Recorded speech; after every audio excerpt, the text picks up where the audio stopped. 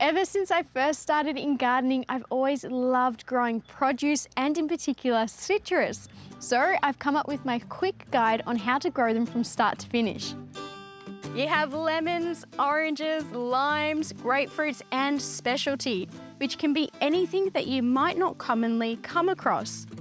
So where do you grow them? Well, you need to look for a spot in your garden that gets afternoon sunlight, as this is usually the hottest light they will get and they will absolutely thrive on that. Whereas if you put them in a spot that gets morning sun, they probably won't grow or fruit as well.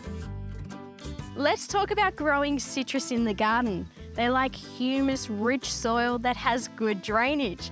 If their roots sit in constant water, you'll find the plant will sulk. When it comes to feeding, I like to give my plants a premium quality fertiliser, and that's where the Power Feed Pro Series fruit and citrus fertiliser comes into play, as it has all the right nutrients to keep our plants vigorous, but most of all promote lots of flowers, which leads to a bumper crop.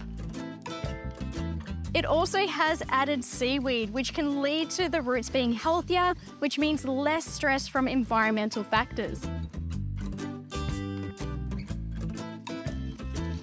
Now, if you have your plants growing in a heavier soil like clay, this fertiliser is fantastic because it's got a dual action. So it's a soil improver, so it'll help break those clay soils down.